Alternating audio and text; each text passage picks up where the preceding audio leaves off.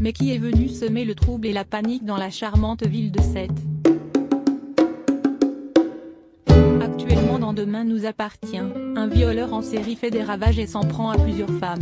Qui est-il? Téléloisirs.fr a mené l'enquête. Débutée il y a bientôt 2 semaines, l'intrigue Prédateur a su provoquer son lot d'émotions chez les fidèles téléspectateurs de Demain nous appartient.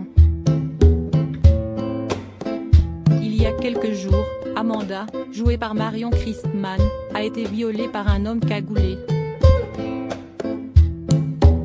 Plus tard, au tour de Marianne, Luce Mouchel, d'avoir été agressée de la même façon. Mais les policiers du commissariat de Sète ont bien du mal à avancer dans leur enquête puisque l'agresseur prend bien soin de ne laisser aucune trace, ni sur les lieux du crime, ni sur ses victimes. Qui est-il? À téléloisirs.fr, nous menons aussi l'enquête. Et voilà nos théories concernant l'identité de cet individu. Attention aux spoilers. Si vous ne voulez rien savoir, n'allez pas plus loin dans la lecture de ce papier. Suspense degré 1, Georges. Dans l'épisode diffusé ce soir, Amanda s'est souvenue que son agresseur avait une haleine qui sentait la menthe. Ce détail important lui est revenu en tête quand Georges, Maëlle El Ajaoui, l'a réconforté. L'infirmière a alors demandé à son ex-compagnon de lui donner un exemplaire du chewing-gum qu'il mâchait.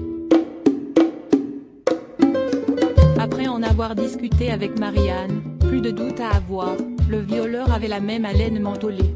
Mais le rapprochement est un peu trop facile. Et on imagine mal Georges faire de telles atrocités. Flic dévoué à son travail, le jeune homme est aussi l'un des personnages préférés des téléspectateurs. Impossible que les auteurs de la série l'aient fait passer du côté obscur. Et puis dans un extrait dévoilé mercredi sur site Mayotte F1, on remarque que l'homme cagoulé a les yeux clairs.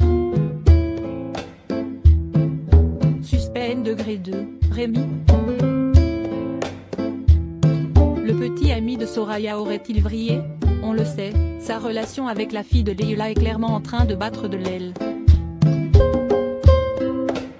Aurait-il pu péter les plombs à cause de ça? Rémi, Liam Batty, est aussi le récent colocataire de Georges. Il aurait donc très bien pu emprunter des chewing-gums aux policiers. D'où la laine qui sent la menthe. Enfin, l'infirmier de l'hôpital Saint-Clair a les yeux bleus.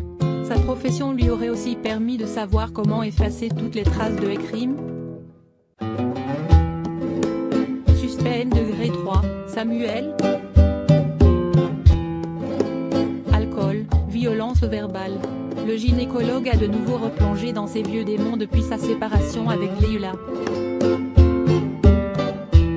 De là à commettre l'irréparable et violer des femmes de la ville de Sète.